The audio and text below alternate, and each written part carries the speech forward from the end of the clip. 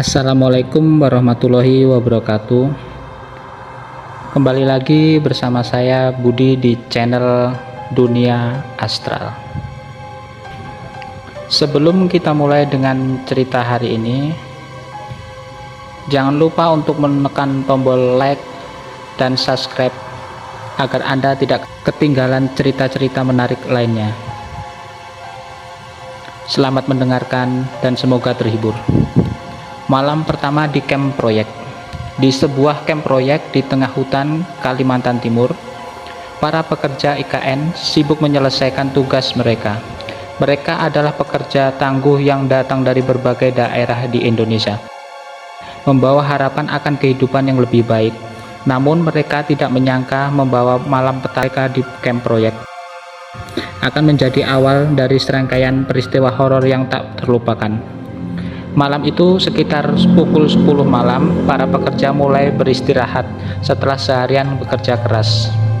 Angin malam berembus dingin, membawa suara-suara aneh dari dalam hutan. Joko adalah satu pekerja baru, merasakan sesuatu yang aneh. Perasaan tidak nyaman menghantui sejak sore tadi. Ia mencoba mengabaikannya dan memutuskan untuk tidur lebih awal. Namun saat tengah malam tiba, Joko terbangun oleh suara langkah kaki di luar tenda. Ia membuka mata memandang sekitar. Suara itu semakin mendekat, membuat bulu kuduknya berdiri. Dengan perlahan, ia bangkit dan mendekati pintu tenda. Saat ia membuka sedikit pintu tenda, tidak ada siapapun di luar. Hanya kegelapan malam dan suara angin yang merdu. Merasa penasaran, Joko keluar dari tenda membawa senter di tangannya. Ia berjalan pelan, mengikuti arah suara langkah kaki yang didengarnya tadi. Ketika ia sampai di pinggir hutan, suara itu berhenti. Joko berhenti sejenak, mencoba mendengarkan dengan seksama. Tiba-tiba senter yang ia pegang mati mendadak. Joko panik mencoba menyalakan kembali. Namun senter itu tidak mau menyala. Dalam kegelapan, Joko merasakan ada sesuatu yang mengawasinya. Ia merasakan nafasnya semakin sesak dan detak jantungnya berdetak kencang. Dari kejauhan, ia melihat sosok bayangan hitam yang berdiri di antara pepohonan. Sosok itu tidak bergerak, hanya diam memperhatikannya. Joko merasa takut, namun ia mencoba memberanikan diri untuk mendekat. Ia mendekati sosok itu, tiba-tiba sosok itu menghilang. Joko merasa bingung dan semakin ketakutan. Ia memutuskan untuk kembali ke tenda dan mengabaikan semua kejadian aneh itu. Namun, saat ia berbalik, ia mendengar suara tawa kecil di telinganya. Suara itu membuatnya merinding dan berlari kembali ke tenda dengan cepat. Sesampainya di tenda, Joko menceritakan kejadian itu kepada teman-temannya. Namun, mereka hanya tertawa dan menganggapnya terlalu lelah sehingga berhalusinasi. Joko mencoba untuk tenang dan tidur kembali, namun bayangan hitam itu dan suara terus menghantuinya. Keesokan paginya, Joko bangun dengan mata yang sebab dan wajah yang pucat. Ia masih merasakan ketakutan yang mendalam. Ia memutuskan untuk bercerita pada Pak Darman, mandor proyek yang sudah bekerja lama di daerah itu. Pak Darman mendengarkan dengan serius dan setelah Joko selesai bercerita, Pak Darman mengangguk pelan. Kamu bukan orang pertama yang mengalami kejadian yang aneh di sini, Joko. Banyak pekerja lain juga yang pernah mengalami hal serupa. Konon daerah ini memang memiliki sejarah yang kelam, kata Pak Darman dengan suara berat. Joko terdiam, mencoba mencerna apa yang baru saja didengarnya.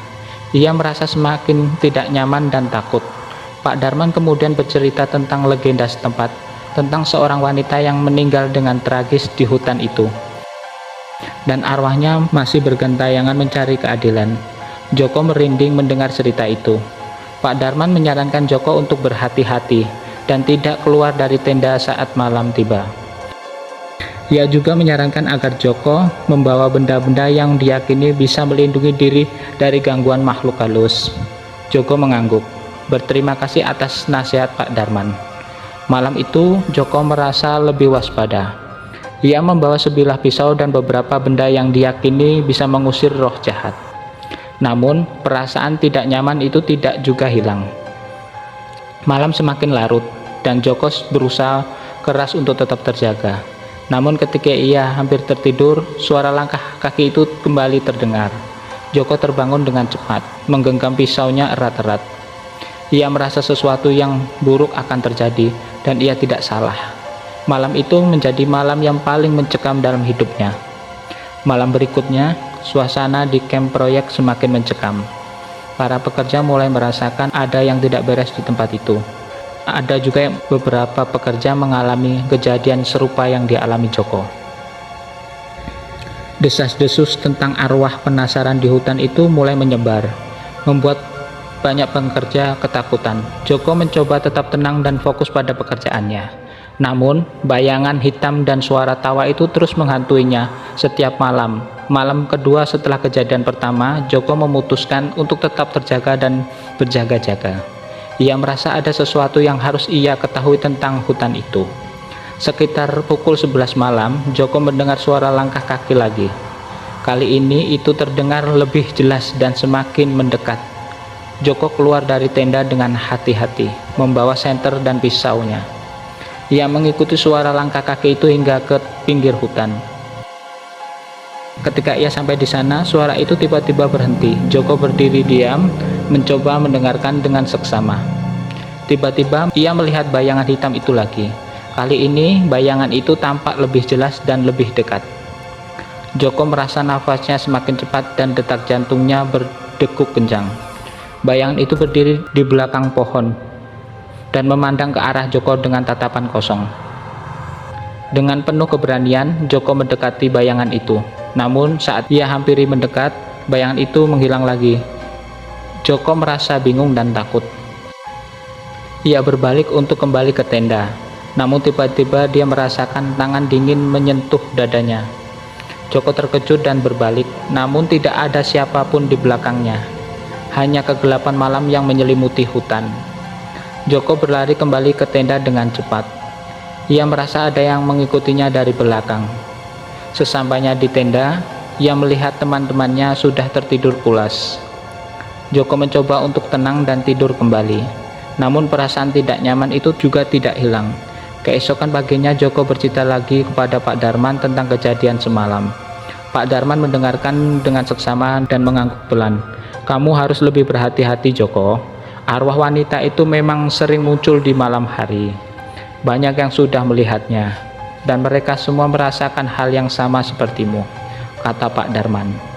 Joko merasa semakin ketakutan. Ia bertanya kepada Pak Darman, apakah ada cara untuk menghentikan gangguan itu? Pak Darman terdiam sejenak, lalu berkata, "Ada satu cara. Kamu harus mencari tahu siapa wanita itu dan apa yang terjadi sebenarnya. Hanya dengan begitu, kamu bisa menemukan cara untuk menghentikan gangguan ini." Joko merasa bingung dan tidak tahu harus mulai dari mana. Namun, ia memutuskan untuk mencari tahu lebih lanjut tentang sejarah hutan itu dan wanita yang menghantuinya.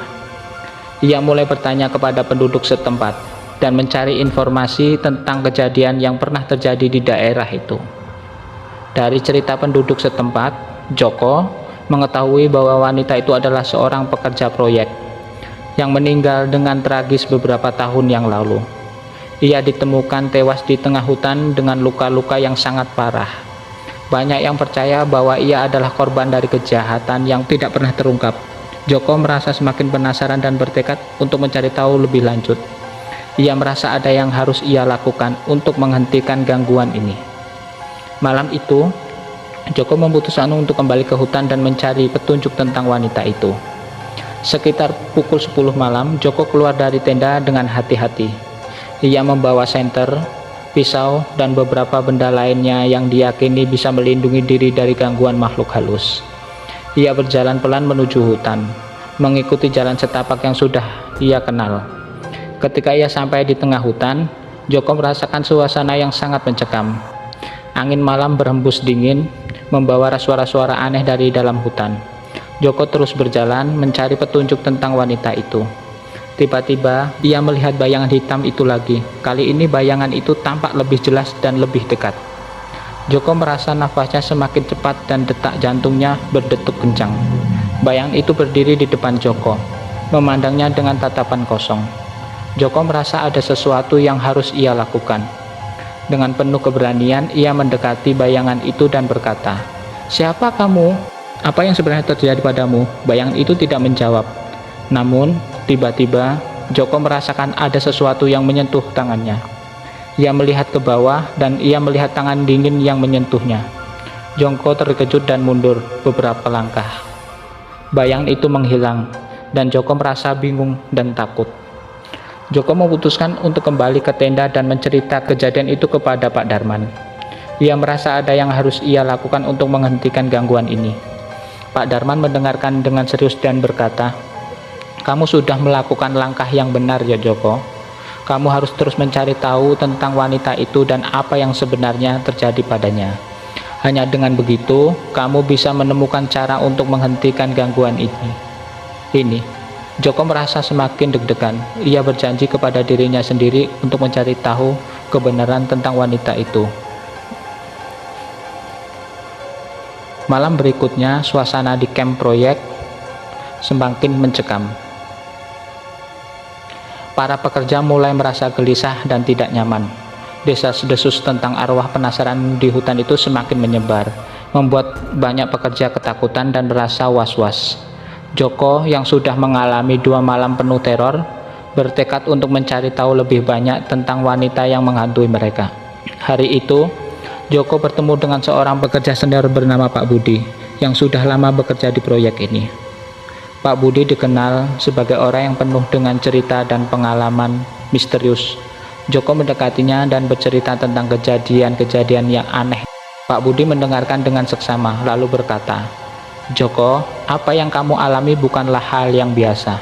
Ada sesuatu yang terjadi di tempat ini, dan kita harus mencari tahu kebenarannya."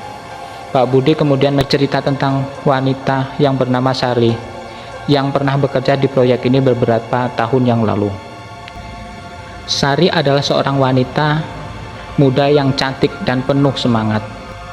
Namun suatu malam, Sari ditemukan tewas di tengah hutan dengan luka-luka yang sangat parah. Banyak yang percaya bahwa Sari adalah korban dari kejahatan yang tidak pernah terungkap. Joko merasa ada sesuatu yang perlu diungkapkan tentang kematian Sari. Ia memutuskan untuk pergi ke hutan lagi malam itu dan mencari petunjuk lebih lanjut. Pak Budi menawarkan diri untuk menemani Joko, dan mereka berdua berangkat menuju hutan setelah makan malam. Sekitar pukul 10 malam, Joko dan Pak Budi berjalan pelan menuju hutan. Mereka membawa senter, pisau, dan beberapa benda yang diyakini bisa melindungi dari gangguan makhluk halus. Ketika mereka sampai di tengah hutan, suasana sangat mencekam. Angin malam berembus dingin, membawa suara-suara aneh dari dalam hutan. Mereka berdua terus berjalan mencari petunjuk tentang Sari. Tiba-tiba mereka melihat sebuah gubuk tua yang tersembunyi di antara pepohonan. Gubuk itu tampak sangat tua dan tidak terawat. Joko dan Pak Budi mendekati gubuk itu dengan hati-hati. Pintu gubuk terbuka sedikit dan mereka bisa melihat kegelapan di dalamnya. Dengan penuh keberanian, Joko membuka pintu gubuk dan masuk ke dalam. Pak Budi mengikutinya dengan waspada. Di dalam gubuk, mereka menemukan beberapa barang yang tampak sudah sangat tua dan berdebu. Namun, di sudut ruangan, mereka melihat sebuah buku harian yang tergeletak di lantai. Joko mengambil buku harian itu dan membukanya. Di dalamnya, mereka menemukan tulisan-tulisan yang tampak milik Sari. Buku harian itu berisi catatan tentang kehidupan Sari dan pengalamannya bekerja di proyek ini. Namun, semakin Joko membaca, semakin ia merasa ada sesuatu yang tidak beres. Dalam satu catatan terakhir, Sari menulis orang yang mengikutinya dan mengancamnya. Ia merasa hidupnya dalam bahaya dan tidak tahu harus berbuat apa. Catatan itu berakhir dengan tulisan yang tergesa-gesa dan tidak selesai, seolah-olah Sari menulisnya saat sedang dikejar. Joko merasa ada yang harus dilakukan untuk mengungkap kebenaran tentang kematian Sari. Ia menunjukkan buku harian itu kepada Pak Budi, yang juga tampak terkejut dan khawatir. "Joko, kita harus memberitahu Pak Darman tentang ini. Mungkin dia bisa membantu kita mencari tahu lebih lanjut," kata Pak Budi. Mereka berdua kembali ke camp proyek dengan cepat, membawa buku harian itu.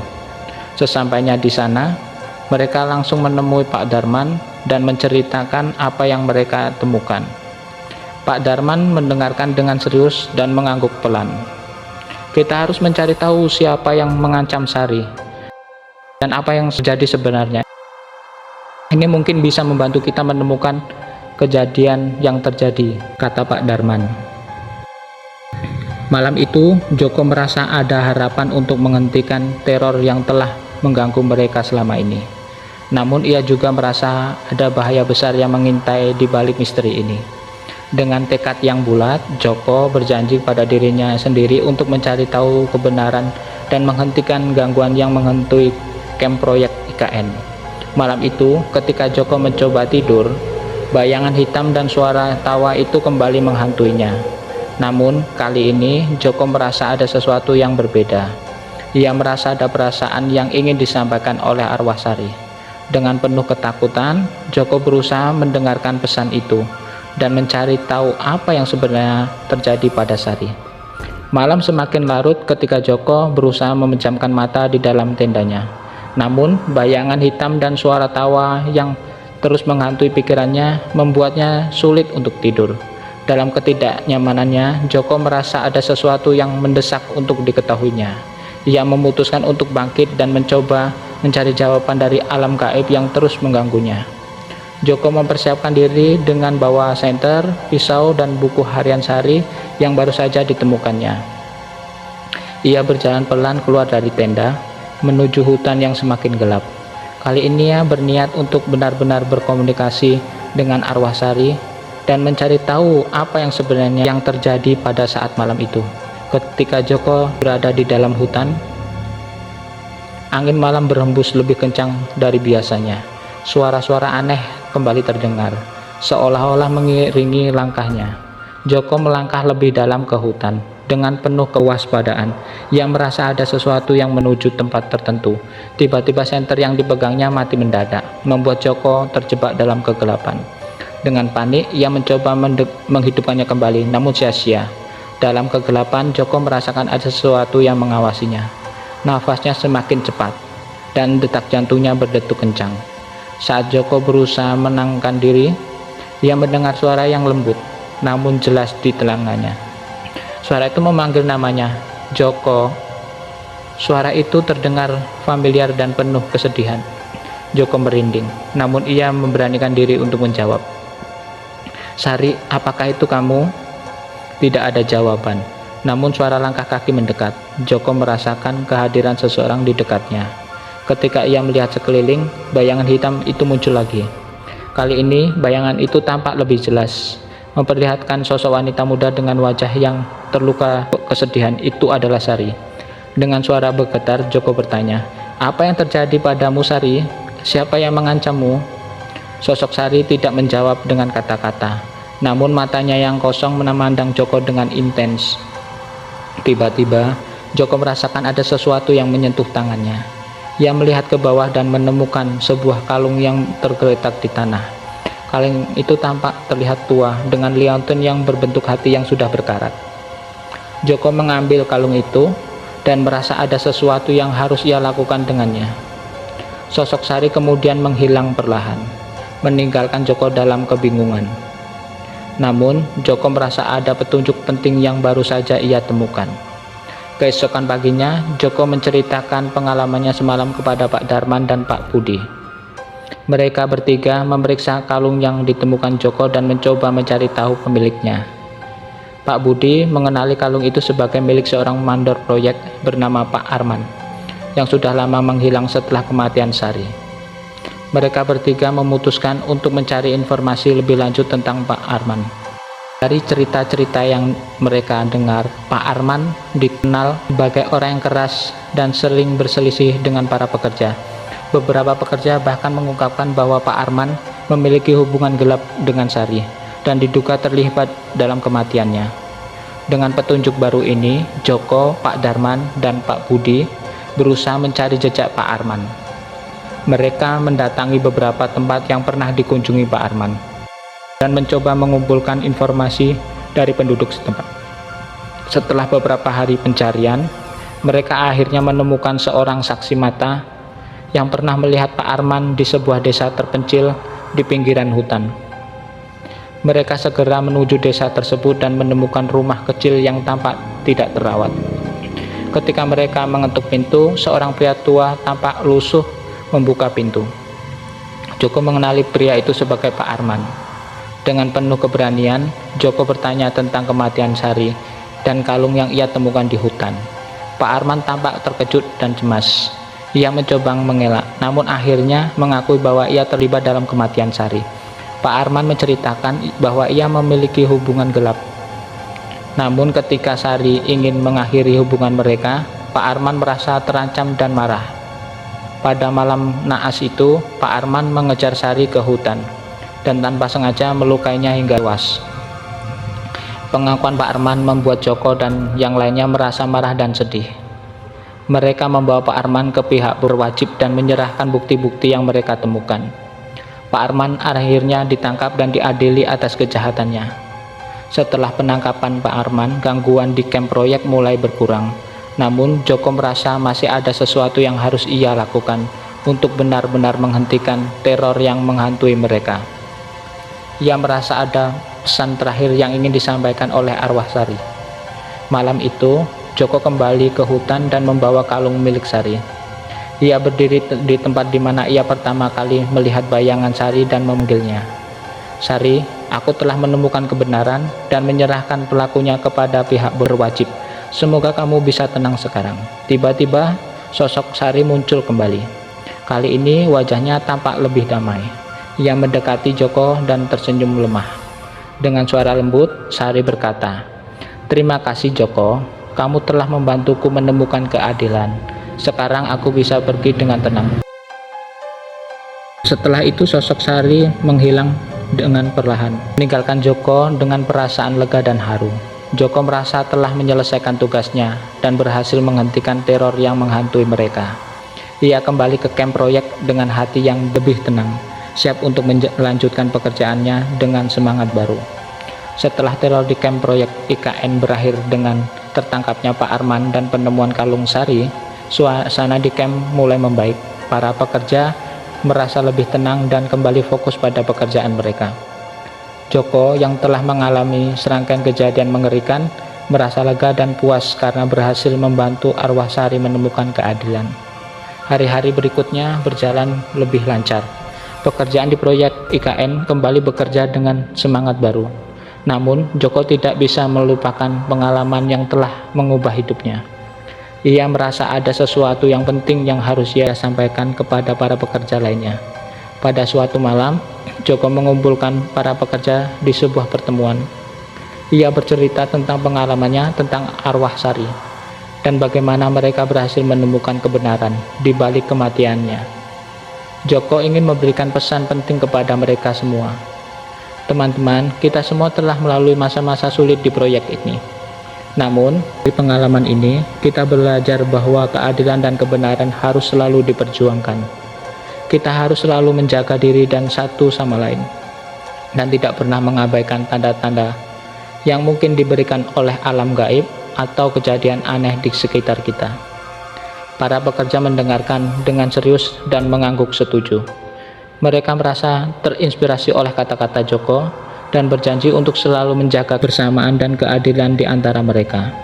Setelah pertemuan itu, Joko merasa ada beban yang terangkat dari pundaknya. Ia merasa telah melakukan sesuatu yang berarti untuk kebaikan banyak orang. Malam itu, Joko bisa tidur dengan tenang tanpa gangguan apapun. Keesokan harinya, Joko mendapat kabar bahwa Pak Darman ingin berbicara dengannya. Joko segera menemui tenda Pak Darman dan menemui pria itu yang tampak serius, namun penuh rasa terima kasih. "Joko, saya ingin berterima kasih atas semua yang telah kamu lakukan. Kamu telah membantu kita semua menemukan kedamaian dan keadilan. Saya ingin menawarkan kamu posisi sebagai asisten saya di proyek ini. Saya yakin dengan kemampuanmu, kita bisa bekerja sama dengan baik." Joko terkejut dan merasa terharu atas tawaran itu. Dengan penuh semangat, ia menerima tawaran Pak Darman dan siap untuk menjalankan tugas barunya. Joko merasa bahwa ini adalah awal dari kehidupan baru yang lebih baik dan penuh makna. Beberapa minggu kemudian, Joko menjalankan tugas barunya dengan baik. Ia bekerja keras dan selalu mengingat pengalaman yang telah ia lalui. Para pekerja lain juga merasa lebih nyaman dan aman berkat upaya Joko dan timnya dalam menjalankan keamanan dan ketenangan di kamp proyek. Namun, Joko tidak pernah melupakan arwah Sari. Setiap kali ia melewati hutan, ia selalu menyempatkan diri untuk berdoa dan mengirimkan harapan sebagai kedamaian yang abadi. Dengan semangat baru dan tekad yang kuat, Joko dan timnya terus bekerja keras membangun IKN, ibu kota masa depan yang penuh harapan dan impian. Mereka tahu bahwa perjalanan mereka masih panjang, namun dengan kebersamaan dan keadilan, mereka yakin bisa mencapai tujuan mereka.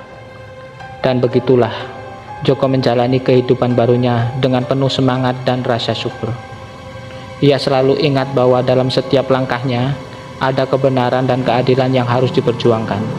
Dengan hati yang tulus, Joko melanjutkan perjalanannya, siap menghadapi tantangan apapun yang datang di masa depan. Oke teman-teman, sampai di sini dulu cerita kali ini. Terima kasih sudah mendengarkan. Tulis pendapat kalian di komentar.